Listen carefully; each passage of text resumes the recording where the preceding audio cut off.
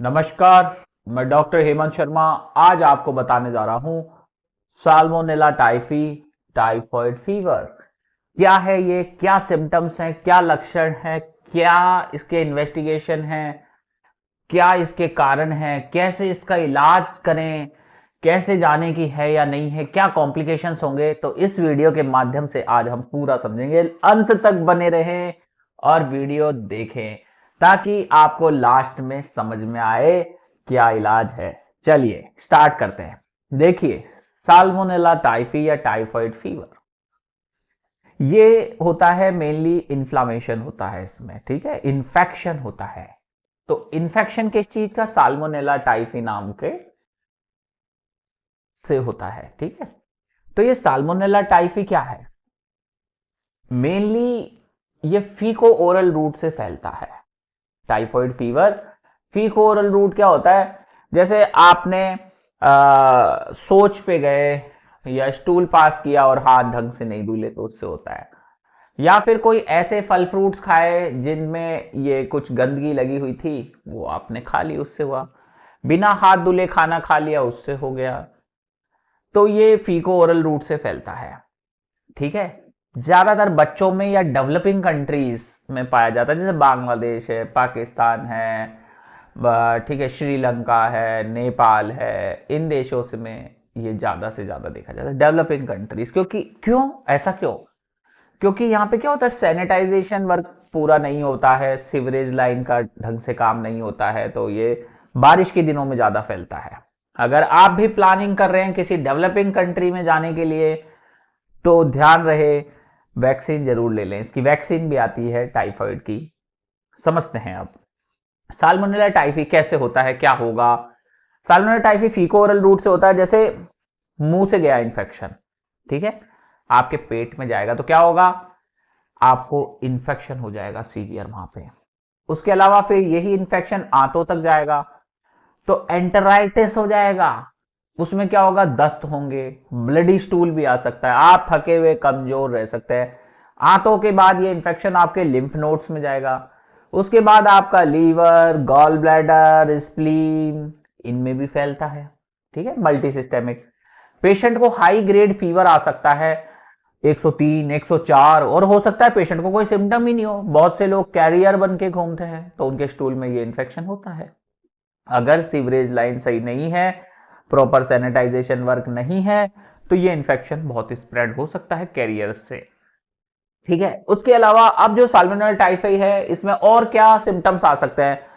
बहुत तेज बुखार, ठंड लगना, घबराहट होना, बेचैनी होना, दस्त हो जाना, कई बार स्टूल में ब्लड आना, प्लेटलेट्स भी कुछ केसेस में कम हो जाती है, नोज ब्लीडिंग, ये सब होता है।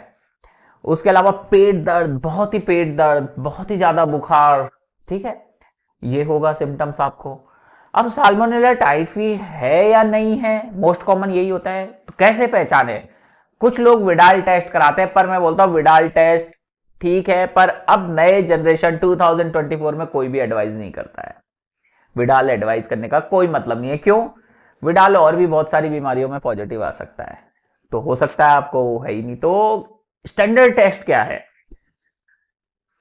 जब आपको बुखार हुआ उसमें एक हफ्ते में इन्फेक्शन जब आपकी बॉडी में आया, तो within 1 week blood culture is best, ठीक है। कई बार ब्लड कल्चर में वो रिपोर्ट नेगेटिव आती है क्योंकि आप एंटीबायोटिक ले रहे हैं। उसके अलावा कुछ स्टूल कल्चर टेस्ट भी कर सकते हैं, पर वो एक हफ्ते के बाद इन्फेक्शन के, तो उसमें पॉजिटिव आने का चांस है। या फिर हम सीरम से टेस्ट कर सकते हैं साल्मोनेला टाइफी का, आईजीजी, आईजीएम। आईजीएम है पॉजिटिव तो बताता है अभी आपकी बॉडी में इन्फेक्शन है। आईजीजी पॉजिटिव है तो ये बताता है कि आपको इन्फेक्शन था जो अब ठीक हो चुका है, ठीक है। ये है फ्लोरोसेंट टेस्ट होते हैं, वो हम कर सकते हैं। ये सारी चीजें, कल्चर एक बार कराया नेगेटिव आया, कंटिन्यूअस कल्चर करने होते हैं इसमें। दूसरा कल्चर करेंगे, तीसरा कल्चर करेंगे, अगर तीनों कल्चर नेगेटिव है तो इसका मतलब टाइफाइड रूल आउट होता है। ये हो गई बात। अब इसके बाद हम समझेंगे कि इसको डायग्नोस का मैंने बता दिया, और क्या कॉम्प्लिकेशन हो सकती है अगर इस बुखार को ट्रीट नहीं किया जाए। तो एंट्राइटिस हुआ, पेशेंट को आंतों में परफोरेशन हो सकता है, छेद हो सकता है आंत में, ठीक है। छेद हो सकता है, कॉम्प्लिकेशन हो सकता है, या फिर पेरिटोनाइटिस हो सकता है कि फीकल कंटेंट बाहर आ गया और चारों तरफ बॉडी में फैल गया अंदर ही अंदर, तो सीवियर इन्फेक्शन करेगा, सेप्सिस में पेशेंट जा सकता है, शॉक में पेशेंट जा सकता है और जान जाने का भी खतरा हो जाता है। कई बार गॉल ब्लैडर परफोरेशन भी हो जाता है इसके साथ। ये सारी चीजें कॉमन रहेगी। किडनी फेलियर हो सकता है, आपको पेशाब नहीं आ रहा हो बुखार के साथ साथ, तो इसका मतलब टाइफाइड में किडनी का भी टेस्ट कराना जरूरी है। सबसे सिंपल टेस्ट है टाइफाइड में, सीबीसी करा लो, टीएलसी बढ़ा हुआ है तो इन्फेक्शन है। अब इसमें कई बार क्या होता है, जो जनरल मिस्टेक है, लोग अपने आप को ही डॉक्टर समझ लेते हैं, कहीं भी मेडिकल पे गए 2 दिन 3 दिन की दवाई खा लेते हैं, इसीलिए बहुत से देशों में ओरल मेडिसिन का रेजिस्टेंस आ गया है। जनरली यही प्रॉब्लम है पॉपुलेशन में कि छोटी मोटी एंटीबायोटिक का असर ही नहीं होता है, तो डॉक्टर कंफ्यूज हो जाता है कि कौन सी एंटीबायोटिक से स्टार्ट करें। ठीक है, तो इसमें ये रहेगा खुद से मेडिसिन नहीं ले, खुद से लोगे 3 दिन 4 दिन 5 दिन फिर बंद कर दोगे। और जो साल्मोनेला टाइफी का ट्रीटमेंट है वो लंबा चलेगा, 2 हफ्ते से 4 हफ्ते मिनिमम चलेगा, क्योंकि इन्फेक्शन चलता है लंबा तो एंटीबायोटिक भी चलेगा लंबा। ठीक है, खुद से डॉक्टर ना बने, एक एक्सपर्ट का ओपिनियन लें, प्रॉपर इन्वेस्टिगेशन कराएं और फिर हाइड्रेशन करें। अब जैसे किन चीजों में आप खुद से डॉक्टर बन सकते हैं वो भी मैं बताता हूं। जैसे आपको दस्त है नॉर्मल, बार बार जा रहे हैं, तो ओआरएस लें, उल्टी नहीं हो रही है तो। उसके अलावा फ्लूइड्स लें, इलेक्ट्रॉल्स लें।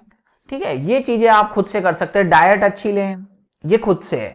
पर जैसे हाई ग्रेड फीवर आ रहा है, बहुत सीवियर एब्डोमिनल पेन है, यूरिन बिल्कुल नहीं आ रहा है, काफी घंटे बीत गए हैं, तो ये क्या है, अलार्मिंग सिम्टम है, तुरंत डॉक्टर से कांटेक्ट कर लें। ठीक है, उसके अलावा इसका वैक्सीन आता है। अगर आप लोग भी डेवलपिंग कंट्रीज में प्लान कर रहे हैं जाने का तो वैक्सीन लेके जाएं, क्योंकि वहां पे ये इन्फेक्शन के चांसेस आपको बढ़ेंगे। तो ये चीजें ध्यान रखनी है।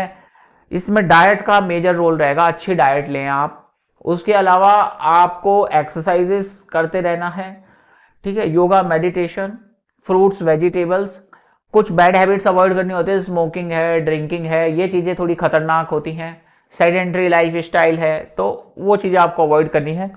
With proper guidance, with proper treatment और कल्चर सेंसिटिविटी रिपोर्ट के बेसिस पे आपको बेस्ट ट्रीटमेंट दिया जा सकता है। तो अब क्या इसमें वेट करेंगे एंटीबायोटिक देने का, कल्चर की रिपोर्ट का वेट करेंगे? कल्चर आएगा लेट, एंटीबायोटिक स्टार्ट करनी है आपको तुरंत। इसमें एक एग्जैक्ट टेस्ट बताते हैं जिसमें क्या होता है, जैसे हमने एंटीबायोटिक दे दी, ब्लड में कल्चर कराया, नेगेटिव आ रहा है, स्टूल कल्चर कराया नहीं आ रहा, यूरिन कल्चर का जरूरत नहीं पड़ता है generally. Salmonella typhi urine culture में बहुत रेयरली डिटेक्ट होता है। उसके अलावा एक बोन मैरो कल्चर होता है। बोन मैरो कल्चर में कितना भी एंटीबायोटिक आप दे दो, ठीक है, बोन मैरो का एक पीस लेंगे, उसको कल्चर करेंगे, कितना भी एंटीबायोटिक दे दो, बोन मैरो में वो इन्फेक्शन अगर आपकी बॉडी में है तो दिखाएगा ही दिखाएगा। ठीक है, तो ये एक गोल्ड स्टैंडर्ड की तरह काम करता है।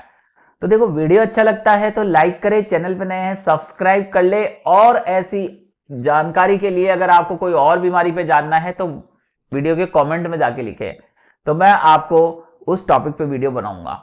ठीक है, और अगर आपके भी परिवार में किसी को ऐसी समस्या है तो व्हाट्सएप नंबर मेरा डिस्क्रिप्शन में है, कृपया डायरेक्ट कॉल ना करें, व्हाट्सएप पे जाके मैसेज करें। थैंक यू, धन्यवाद, गुड बाय, नमस्कार, थैंक यू।